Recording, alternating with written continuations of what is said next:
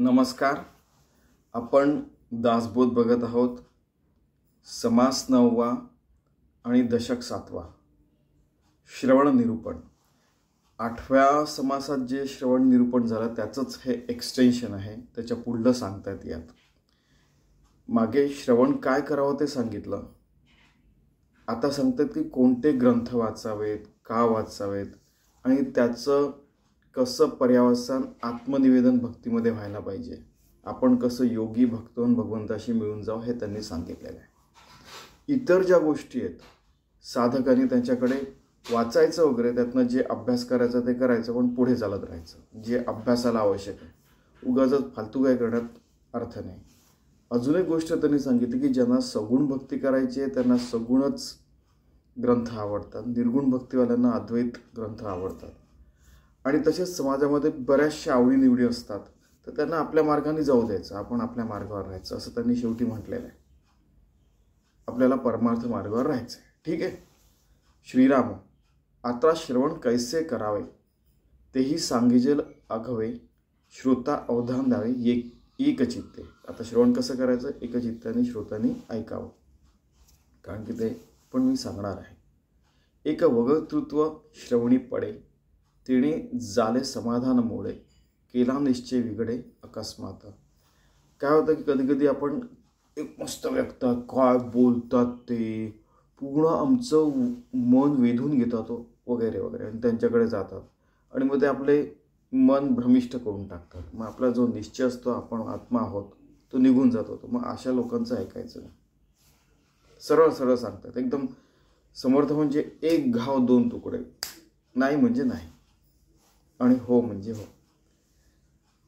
ते वगतृत्व त्यागावे, सरळ त्यागावे म्हणतात. जे माईक स्वभाव आहे, जिथे निश्चयाच्या नावे शून्याकार, जिथे निश्चय नाही आहे की नाही मी भगवंत आहे, मी भगवंताशी एकरूपच राहणार आहे, मला योगीच व्हायचं आहे, भक्तच व्हायचं आहे, असं जर सांगणार असेल त्याचं ऐकायचंच नाही. मग तो कोणी किती मोठा असो काही असो, लोकांच्या दृष्टीने किंवा स्वतःवर पण तो छाप सोडून गेलेला आहे. एका ग्रंथे निश्चय केला तो दुसऱ्याने उडविला, तेणे संशयोची वाढाला जन्मवरी.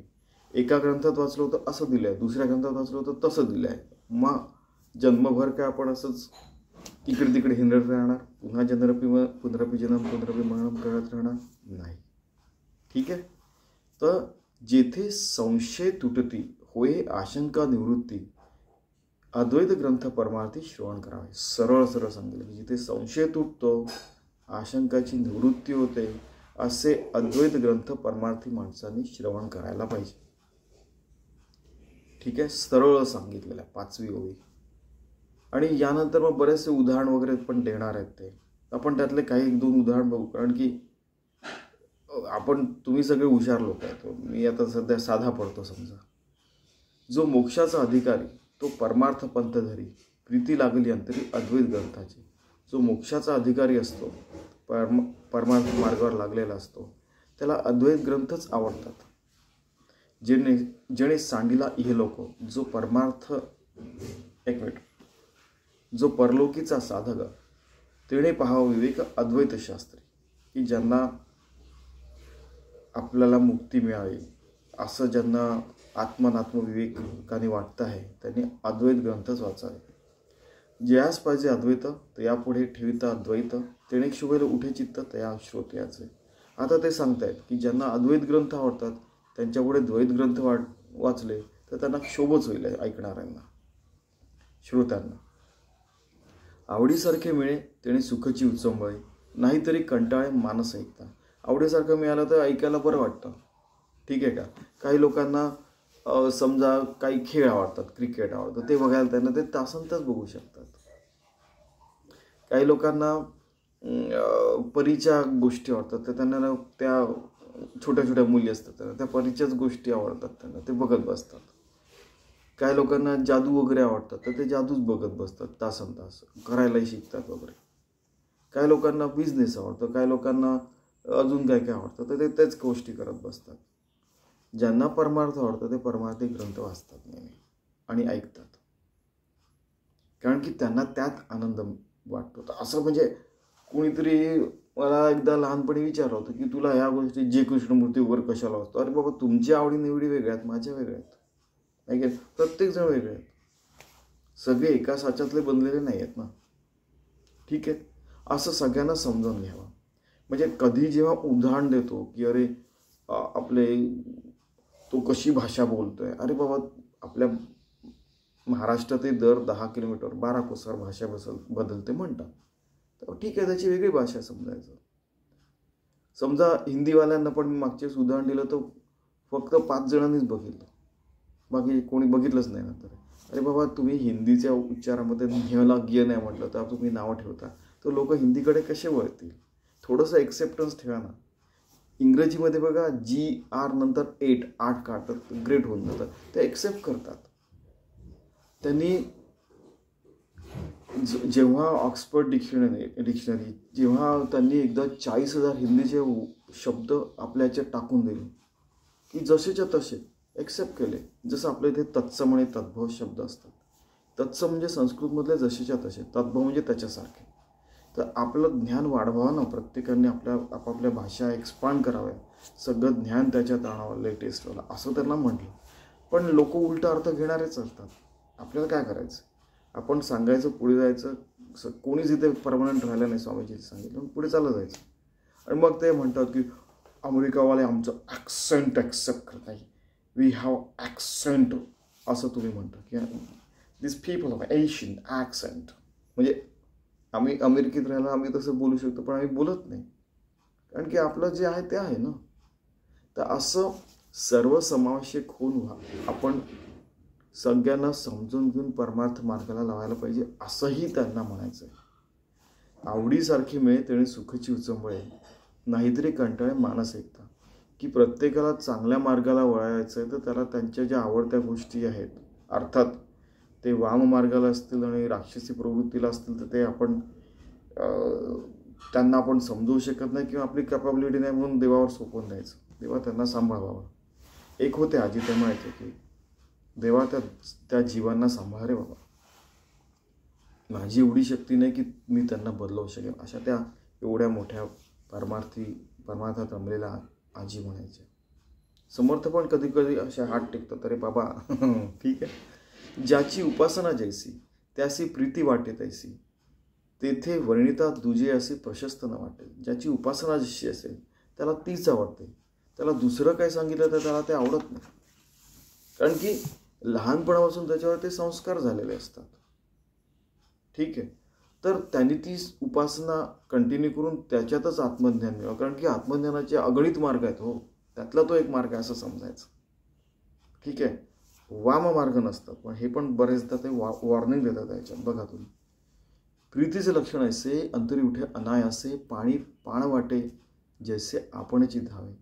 की जो आपला मार्ग परमार्थ मार्ग आपण धरलेला आहे, कोणाला नामस्मरण आहे, कोणाला जपत ध्यान आहे, कोणाचं जप आहे, कोणाची आरती आहे, कोणाची सगुणोपासना आहे. ठीक आहे, कित्येक संत महंत झाले, त्यांचं पण बघा, कांदा मुळा भाजी हीची विठाई माझी चोखा मिळा.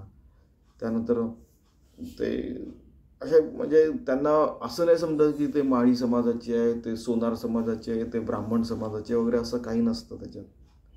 असं पण आहे की जे ब्राह्मण समाजाचे ते सोन्याचा बिझनेस करतात, सोनार समाजाचे ते भिक्षुकी करतात, असे पण लोक आहेत. तुम्ही जाऊन बघा एकदा. क्षत्रिय समाजाचे लोक लहानपणापासून ज्यांनी भिक्षुकी केली ते क्षत्रिय समाजाचे लोक ते भिक्षुकी करतात, मी बघितलेलं डोळ्यात. त्यांना विचारलं तुमचं गोत्र काय, म्हणजे तुमचं गोत्र, एका जणाने सांगितले की भारद्वाज गोत्र. अच्छा अच्छा, मी क्षत्रिय समाजाचा आहे म्हणे. हे तिरुपती बालाजीला वगैरे मी बघितलेलं चक्क क्षत्रिय समाजाचे, पण ते भिक्षुकी करतात. म्हणजे ब्राह्मणाचं जे काय असतं, जे काय भट वगैरे आपण म्हणतो, ते करणारे लोक बघितलेले आहेत. तर ते म्हणाले की तिथल्या ते जे भट असतात त्यांना काय वाटत नाही, तो त्या समाजाचा असला तरी तो या मार्गामध्ये लहानपणापासून, त्यामुळे तो करतोय. माझ्या डोळ्याने बघितलेलं आहे कित्येक ठिकाणी. आता तुम्ही बघा की कोणत्याही संस्थे वगैरे मध्ये राहिले तर ते ट्रिप वगैरे काढतात, ॲन्युअल ट्रिप वगैरे असते. आता एकदा त्यांनी समजा व्यंकटेश मंदिरला गेलं तर सगळेजण चाललेले आहेत. मग तिथे बघितलं त्यांना गप्पा मारता मारता आता सगळ्या पहिल्यांदा गेलं ना 100 जणांचा नंबर लागणार आहे, मग तेवढ्या वेळात आपण इतर भटांशी आपण बोलतो. ते म्हणाले की हा हे आहे, तो ते आहे, तो ते म्हणजे बघा, सनातन धर्मामध्ये शूद्र क्षत्रिय वगैरे हे सगळे जे आहेत ते जाती नाही, ते भगवत प्राप्ती करता.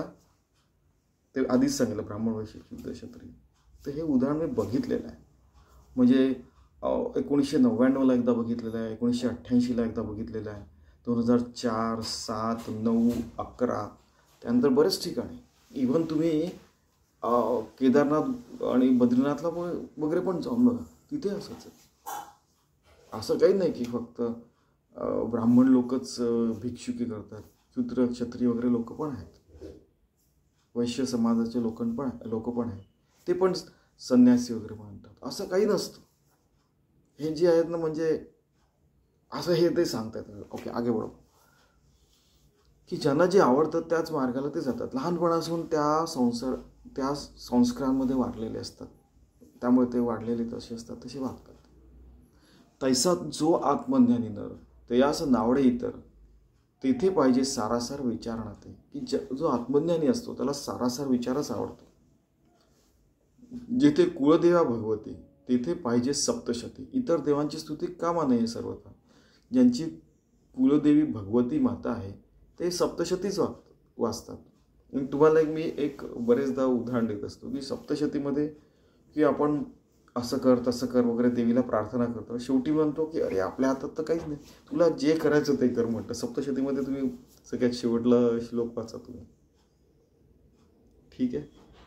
गीता अनंताच्या व्रता तेथे नलगे भगवद्गीता, साधू जनासी वार्ता फळाशेची नाही. की ज्यांनी अनंताचं व्रत घेतलेलं आहे त्यांना भगवद्गीता कदाचित आवडणार नाही. साधू लोकांना फळाशा असलेली एखादी व्रत केलं ते आवडणार नाही. कारण की आपल्या इथं तर बरेच व्रत उद्यापन आहे की असं व्रत केलं तर हे अशी पैसे मिळतात किंवा अशी विद्या मिळते, असं होतं तसं होतं. खूप आहेत आपल्या इथे. आणि कानात जाऊन सांगतात ते कोणाला सांगू नको बरं, वगैरे वगैरे. जाऊ दे, ठीक आहे. वीर कंकण घालिता नाकी, परी तो शोभा पावे ना की, जेथील तेथे आणि की कामा नाही सरता. की मग आता असे बरेचसे उदाहरण दिले. नाना महात्मे बोलली, जेथे तेथे वंद्य झाली, विपरीत करून वाचली तरी ते विलक्षण.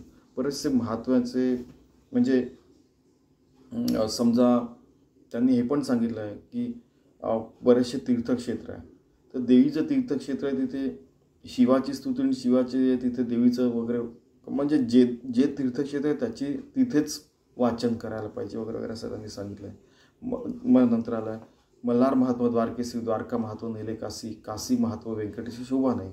की मल्हारी मार्तंडाचं जे आहे महात्मा, द्वारकेला जाऊन वाचलं, द्वारकेला जाऊन आपण काशीचं वाचलं आणि काशीचं महत्त्व व्यंकटेश्वराजवळ वाचलं तिरुपती बालाजीला, तर ते शोभत नाही असं त्यांचं म्हण.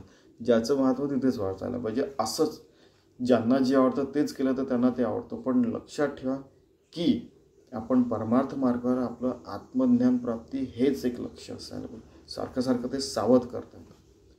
ऐसे सांगता असे वाडा परी, जेथील तेथीच गोळ, तैसीच ज्ञानियांचे चाडा अद्वैत ग्रंथाचे. ज्ञानी लोकांना अद्वैत ग्रंथच आवडतात.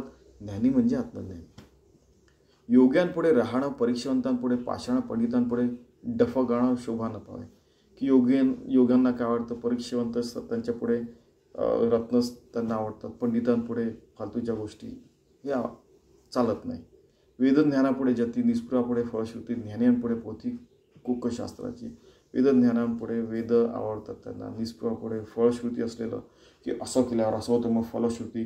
तुम्ही बघा बरं, तुम्ही हे सांगितलं होतं की असं केल्यावर तुम्ही जाऊन काशीला जाऊन या किंवा काय. एक जण होता मला भेटला, तो म्हणे की भगवान मेरे को अगर तू वाइस चान्सलर बनाएगा, अशी घडलेली गोष्ट आहे. तो मैं काय म्हणाला तर तो की त्या देवीला जाऊन येईन म्हणाला. मग तो व्हाईस चान्सलर झाला, ते माझे मित्र, तर तो व्यक्ती म्हणजे ते तिथे जाऊन आले. मग ते घडलेली गोष्ट आहे. मग एक जण म्हणाला साऊथ इंडियामध्ये की बालाजी तू इस बार मेरे को असिस्टेंट प्रोफेसर से एसोसिएट प्रोफेसर बनाएगा तो मैं तेरे पास आऊँगा. आणि खरंच ते झालं. मग त्यांनी मेहनत केली, ते झालं. म्हणजे फलश्रुती. तर हे जे असतात की निष्पृह माणसापुढे अशा फलश्रुतीच्या गोष्टी वाचल्या आणि ऐकल्या तर त्याला आवडत नाही. ज्ञानांपुढे कोकशास्त्र तेच असतं.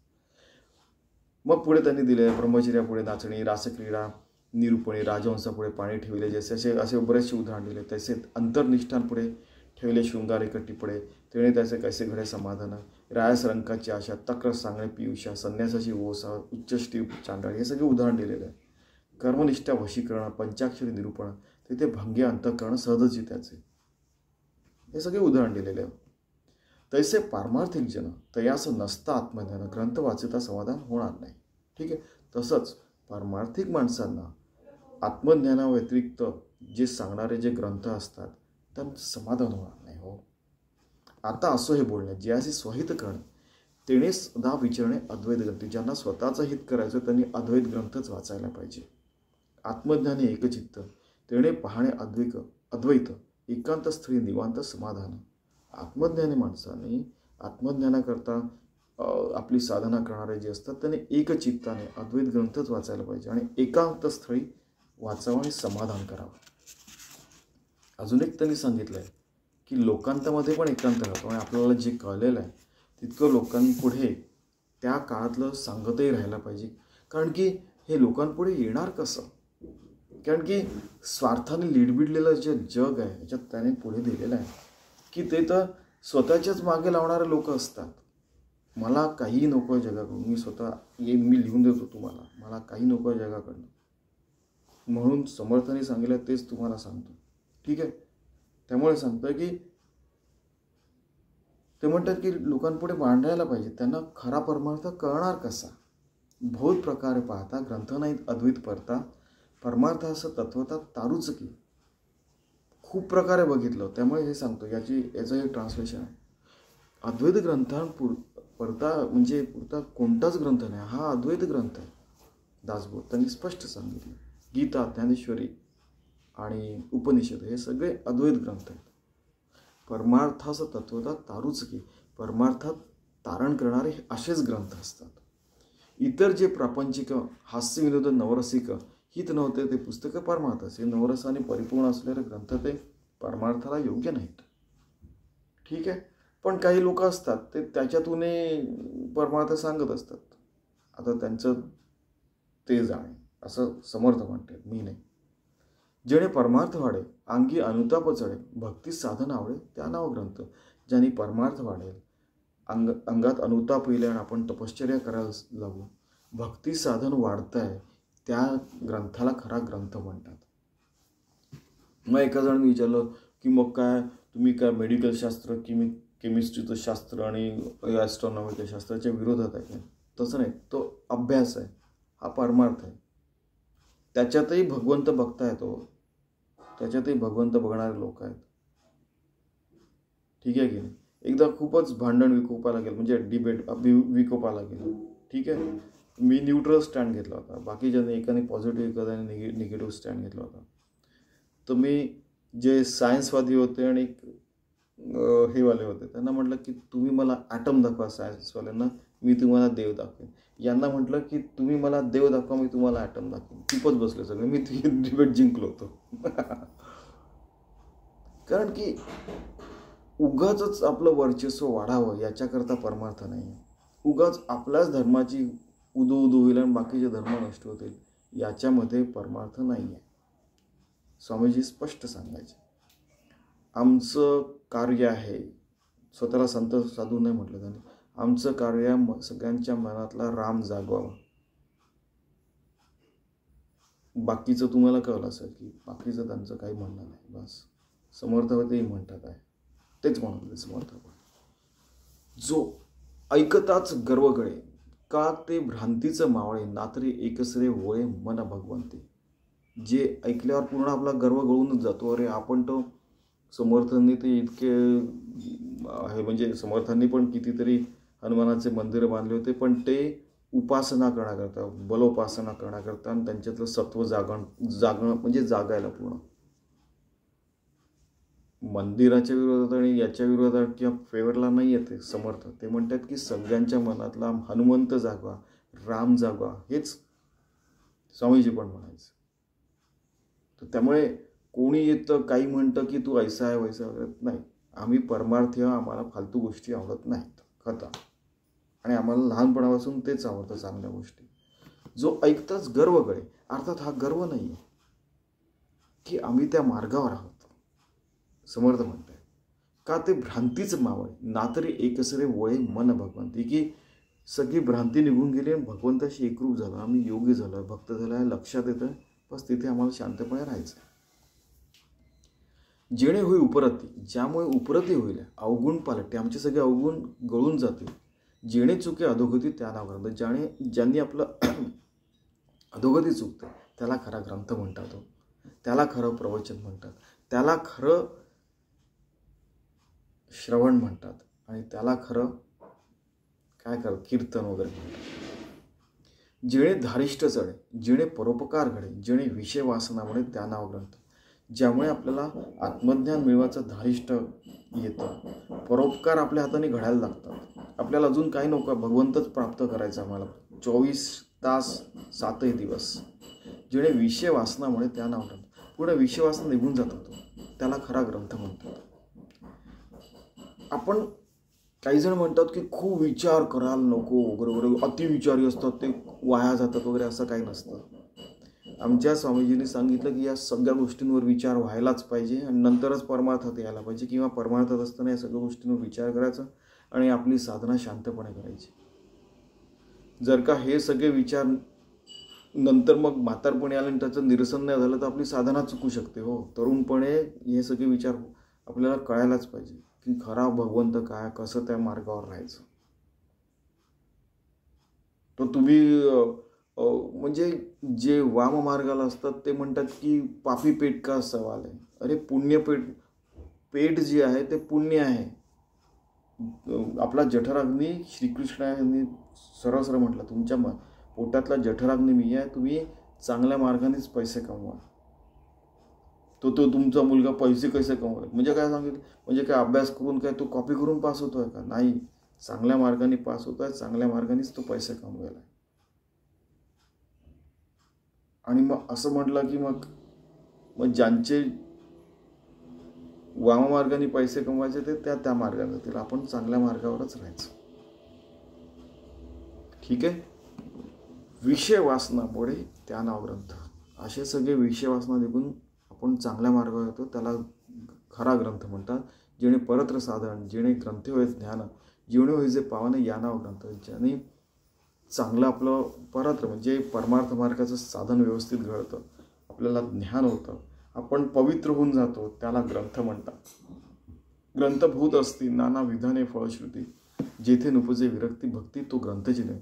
असे खूप ग्रंथ आहेत आणि त्यांना फलश्रुती वगैरे पण असते की तुम्ही असं आहेत, म्हणजे बऱ्याचशा ग्रंथांमध्ये वगैरे आहेत की तुम्ही हे वाचलं, म्हणजे असे तुम्ही व्हिडिओज बघा ना, आप ऐसा कीजिए तो आपके घर में पैसा आने लगेगा वगैरे वगैरे, असे बरेचसे ग्रंथ आहे की तुम्हाला हे केल्यावर ते मिळेल, ते केलं, त्याला फलश्रुती पण असते. ते केल्यावर मग तुम्हाला ही फलश्रुती करायला लागते. करून बघायचं, ठीक आहे. आणि त्याच्यात देवाला पहिलं मागायचं की मला आत्मज्ञान पाहिजे रे बाबा, आणि नंतर दुसरी गोष्ट जी आहे ते आता काय करणार. म्हणजे कधी कधी आपल्याला करायला लागतं असं की समजा आईने सांगितलं तर आपण ऐकणार नाही का, आईने सांगितलं अंगठी घाल, बाबा तुझं भलं होईल आहे, 7.5 आहे वगैरे वगैरे, ठीक आहे, आई असते ना, आहे की नाही. मग असं करून बघायचं आणि नंतर मग कळतं की मग आपल्या आईला कळतं की नाही, हे शेवटी जे देवाला करायचं ते होईलच, आपले प्रयत्न फक्त करायला पाहिजे. तर ती फलश्रुती नाही केली तर नाही रे बाबा माझी फलश्रुती झालेली नाही, मी त्यांना सांगितलं होतं तिरुपतीला जाईन, मला जाऊन येऊ दे. वाटल्यास 3 दिवस मग ते नोकरीत असताना इथून जायला 1 दिवस, यायला 1 दिवस, 1 दिवस तिथे आपले दर्शन घ्यायला 3 दिवस जे असतात, सुट्टी घ्यावी लागेल. 3 दिवस सुट्टी घेतली तर तुला 3 दिवस बिनपगारी सुट्टी घ्यावी लागेल, चालेल पण मला जाऊन यावं लागेल. म्हणजे असं तर डोक्यावर बसतं. मग ते ज्याने आपली विरक्ती भक्ती होणार नाही त्याला ग्रंथ म्हणायचंच नाही आणि ते त्या साधना पण करायचे नाही, हे पण त्यांनी म्हटलेलं आहे. का समाजामध्ये दासबोध पोचत नाही? कारण की ज्यांना आपले स्वार्थ साधून घ्यायचे आहेत, ह्या पूजा करा, त्या पूजा करा, किंवा आमच्या मंदिरात याच्यात सगळ्या धर्मांचे सगळ्या प्रकारचे लोक आहेत बरं का. केवळ एक समाजाला नावं नाही ठेवले समर्थांनी. याच्यात सगळ्या प्रकारचे, सगळ्या जाती पंथ पृथ्वीवरच्या सगळ्या लोकांचे आलेले, की त्यांच्यात त्यांचा स्वार्थ असतो म्हणून असे ग्रंथ पॉप्युलर होत नाहीत, कधी कधी होऊ पण देत नाहीत. ठीक आहे. मोक्षीण फळश्रुती ते दुराशेची पोथी, ऐकता ऐकता पुढती दुराशाची वाढे. ठीक आहे. मोक्षे विना फळश्रुती असेल त्यांनी दुराशाच वाढते. त्याचं काय, दुराशा म्हणजे काय, फलश्रुती केली. आता कोणीतरी आहे, असं घडलेली गोष्ट आहे बरं का, त्या की काय झालं की एका माणसाने कोणतं तरी व्रत केलं होतं काहीतरी, पुढे येणार आहे ते बघाल तुम्ही, की मी आता लक्षाधीश, त्याकडे लक्षाधीश होतं ना, आता कोट्याधीश पण कमी असतो, तर तो जन्मभर लक्षाधीश नाही झाला तर त्याला पुन्हा जन्म घ्यावा लागला वगैरे वगैरे. यांनी असे उदाहरण दिलेले, कारण की ते आपल्याला ती फलश्रुती नाही लागली तर पुढला जन्म आहेच. त्यामुळे आत्ताच देवा म्हणा की मी तुला ते मागितलं होतं पण आता नाही झालं तर मला माफ करून दे, मला त्याच्यातनं तू काढून टाका, मला काही फलश्रुती नको बाबा, मला आत्मज्ञानच पाहिजे, नाही तर माझी दुराशा वाढेल, असं त्या या ओवीचा अर्थ निघतोय. श्रवणी लोभ उपजेलं जेथे, विवेक कैचा असेल तेथे, बैसली दुराशेची भूते तया अधोगती. की श्रवण केलं, एक मुलगा होता, माझ्या वर्गात होता तो एकदा काय झालं की जसं आम्ही इंजिनिअरिंगला असताना, अरे यार उसने क्या क्या पता है क्या, स्पार्क प्लग बेच के वो करोड़पति बन गया यार, मैं भी स्पार्क प्लग की दुकान निकालूंगा. मग दुसऱ्या दिवशी दुसऱ्याकडे गेला, अरे उसने तो ट्रक की डीलरशिप ली, और मैं भी ट्रक की डीलरशिप लूंगा, मैं भी अरबपती बनूंगा. म्हणजे जे ऐकलं त्याच्यात त्याची एकदम हाव वाढून राहिलेली आहे. अच्छा. त्यानंतर एक मुलगा होता इंजिनिअरिंग करताना, एकदा काय झालं की कोणीतरी आलं आणि मग त्यांनी स्टॉक मार्केटबद्दल सांगितलं, मग मी स्टॉक मार्केट, त्यांचे जे बाबा होते, एका मुलीची ॲडमिशन झाली, तिच्या बाबांनी 1983ला काहीतरी 10,000 रुपये इन्व्हेस्ट केले होते स्टॉक मार्केटमध्ये, आणि ते 2007ला एकदम ते 7 कोटी होऊन गेले होते. म्हणजे किती पटीने वाढलं बघा तुम्ही, 7,000 पटीने वाढलं समजा. नहीं, मैं भी स्टॉक मार्केट में जाऊंगा सर, वहाँ पे मैं इन्वेस्ट करूंगा. तेरे को कुछ समझता है क्या, आम्ही त्याला विचारलं. नहीं, तो तेरे को पढ़ाई करना पड़ेगा, ये जो तू पढ़ाई कर रहा है MBA की, उससे ज़्यादा, ही घडलेली गोष्ट है 2007ची, तेरे को उससे ज़्यादा पढ़ना पड़ेगा, जितना भी फाइनेंस आता है उससे ज़्यादा आपको एनालिसिस करने पड़ेंगे. ऐसा क्या, फिर नहीं, फिर मैं स्टॉक मार्केट में नहीं जाऊंगा. आणि लोभ, श्रवणाने जर का लोभ वाढत असेल, विवेक राहत नसेल आहे आणि दुराशाची भूते आपल्या डोक्यावर येऊन बसत असेल तर आपली अधोगतीच होणार आहे. ठीक आहे. एक गमतीने सांगितलं, म्हणजे ऐको नीच फळश्रुती पुढे तरी पावन म्हणती, तर या जन्म अधोगती सहजच झाली. बघा, पुनर्जन्म मिळणार आहे किंवा आपली अधोगती होणार आहे, आणि मग अधोगती आल्यावर पुनर्जन्म, ते 84 लक्ष योनीमध्ये पुन्हा जावंच लागणार आहे. नाना फळे पक्षी खाती, तिणेचे त्या फळे तृप्ती, परी त्या चकोराचे चित्ती अमृत वसे. स्वामीजींची आवडती ओळी, माझे सद्गुरू स्वामी माधव विष्णू वाकडे. ठीक आहे. स्वामी स्वरूपानंदांचे ते शिष्य होते, पावसचे. नाना फळे पक्षी खाती, असे खूप पक्षी असतात की जे बऱ्याच प्रकारचे फळ खातात, तेव्हाच त्यांना तृप्ती होते. पण जे चकोर असतात त्यांच्या चित्तात अमृत पिणे हेच असतं. त्या चकोराच्या चित्ती अमृत असे, की तो चकोर पक्षी आहे, त्या मृग नक्षत्रातला जेव्हा जो पाऊस येईल तो करून येईल आणि तेव्हा तो पडेल, तेव्हाच त्या पावसाचे थेंब पडतील आणि तेव्हाच त्याला आत्मशांती मिळेल, जशी तृप्ती होईल. तसंच तो जो आत्मज्ञान प्राप्तच्या मागे लागलाय त्याला ते आत्मज्ञान प्राप्त झाल्यावरच तृप्ती होते. अमृत असे म्हणजे काय, की अमृत प्याल्यावर तो अमर झाला असं नाही, देह तर जाणार आहे पण आत्मा भगवंताशी एकरूप होऊन जातो. आणि भगवंताशी एकरूप, भगवंत तर अमर आहे, हा निर्गुण निराकार. तसं ज्याला आवडतं तोच खरा साधक, आणि त्याचं तेच अंतिम ध्येय असतं. कधी कधी लोक ध्येय ध्यान चित्त निरंजन ब्रह्मसनातन विठ्ठला, त्याच्याशी एकरूप होऊन जातात. तसे संसारी मनुष्य पाहे संसाराची वासपरी, ते भगवंताचे अंश भगवंताची इच्छिती. संसारी मनुष्य संसाराच्या मागे जातात आणि भगवंताचे अंश होऊन राहतात, ते भगवंताचीच इच्छा करतात. ज्ञानी असं पाहिजे ज्ञान, भजकाचं पाहिजे भजन, साधकाचं पाहिजे साधन, इच्छेसारखे. ज्ञान्यानं ज्ञान, भजन करणाऱ्यांना भजन, आणि साधकाला साधक इच्छेसारखं झालं तर त्याला चांगलंच असतं. आत्मज्ञान, भजन भगवंताचं भजन आणि साधन भगवंताची साधना, निर्गुण निराकार भगवंताची. ठीक आहे, त्यांची इच्छा भगवत प्राप्तीच असते. परमार्थाचं परमार्थ, स्वार्थच पाहिजे स्वार्थ, कृपणाच पाहिजे अर्थ मनापासून. परमार्थ मार्गाला लागलेल्या लोकांना परमार्थच आवडतो, स्वार्थी माणसाला स्वार्थच आवडतो. आणि कृपण म्हणजे जो पैसा पैसा करत असतो, तो कंजूस असतो, त्याला पैसाच आवडत असतो मनापासून.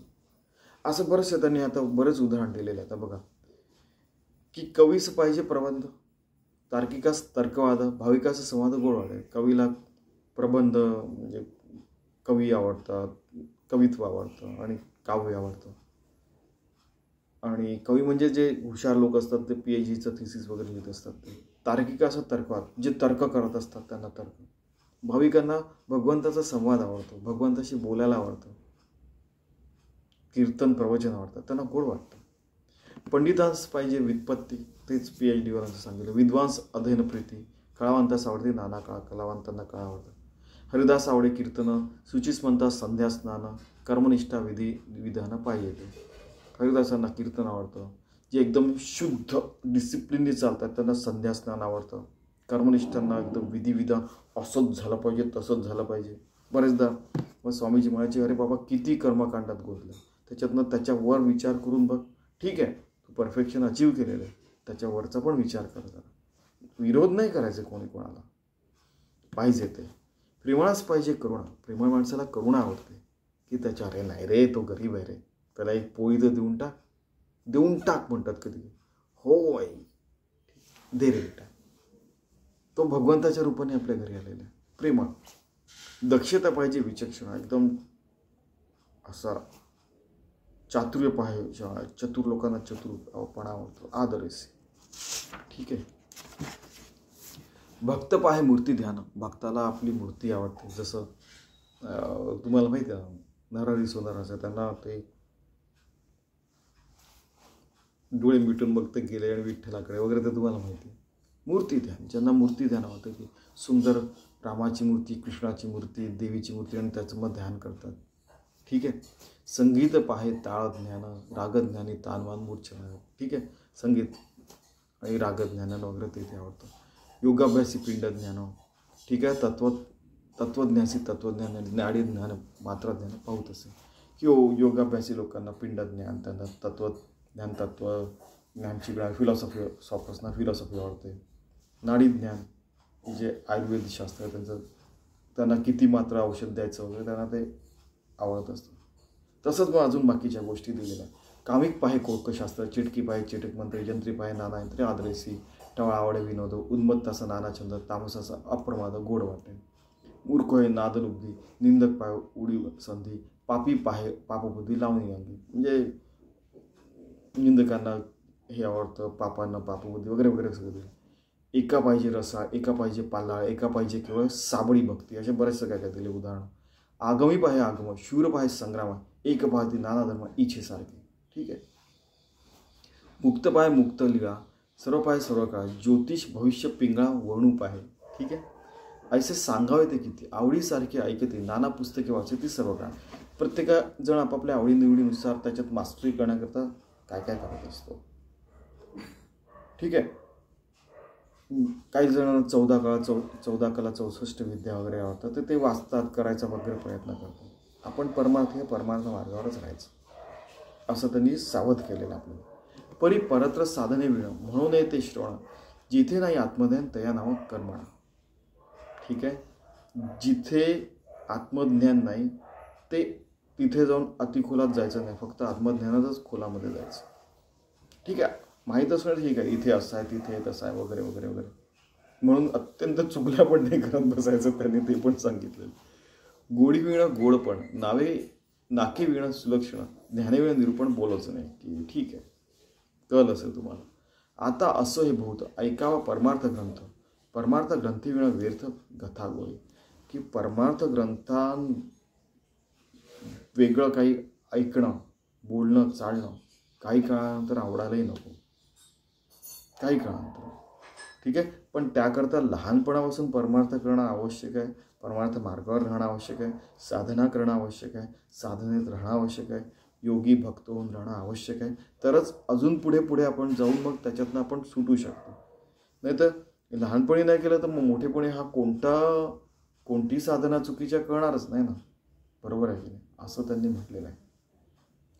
म्हणून हे नित्यानित्य विचार जेथे बोलिला सारा सार, तुची ग्रंथ पहिलं पार पावे विवेकी. म्हणून याचं सरळ सरळ मी 60वं शेवटली जी ओवी आहे त्याचं मी वाचतो बघा. म्हणून ज्या ग्रंथामध्ये शाश्वत काय आणि अशाश्वत काय याचे विवेचन असते, सार कोणते व असार कोणते हे सांगितलेले असते, अशा ग्रंथांचे परिशीलन विवेक निर्माण करते आणि त्याच्या बळाने माणूस आत्मज्ञानापर्यंत पोहोचतो. तर असेच ग्रंथ वाचायला पाहिजे. दासबोध, ज्ञानेश्वरी, गीता, उपनिषद, ठीक आहे की नाही, जे आपल्याला ब्रह्मम सत्यम जगन्मिथ्या आपल्याला म्हणजे प्रूव्ह करून दाखवतात. ठीक आहे का. तर यापुढला मग 10वा अध्याय त्याच्यात देहांत निरूपण त्यांनी सांगितलेलं आहे. ठीक आहे. तर श्रवण काय करावं, कसं ते श्रवण ऐकून, जसं अर्जुन ऐकल्याबरोबर भगवंताशी एकरूप झाला, योगी होऊन गेला, भक्त होऊन गेला आणि त्याला ते विराट रूप दिसलं आणि त्याच्याशी तो मग एकरूप होऊन राहिला. ठीक आहे का. तसं आपण श्रवण करायला पाहिजे, वाचायला पाहिजे. ठीक आहे. सतत स्वतःचंही श्रवण करायला पाहिजे की आतमध्ये आपल्या नामस्मरण सुरू आहे त्याच्याकडे लक्ष द्यायचं. आपण काय 2% बुद्धीने तर हे सगळं जीवन जगतोय, 98% जे आहे ते भगवंताकडे लावा. आपलं स्वतःचं श्रवण करावं, रामनामाचं जे काय सुरू आहे आतमध्ये सावधपणे बघावं. तर आतमध्ये आपल्याला धरिता असो साणित हवा अखंड चाले सोहम सोहम राम राम कृष्ण कृष्ण आतमध्ये बरेच जणांच्या आत सुरू असतं. ठीक आहे. स्वतःचं श्रवण करावं. ठीक आहे. असं स्वतः म्हणजे काय, भगवंताशी एकरूप झालेले योगी भक्त, तसं होऊन आपण परमार्थ मार्गावर राहावं असं सतत सावध करून समर्थ सांगतायत. इति श्री दासबोधे गुरुशिष्य संवादे श्रवण निरूपण नाम समास 9वा. धन्यवाद.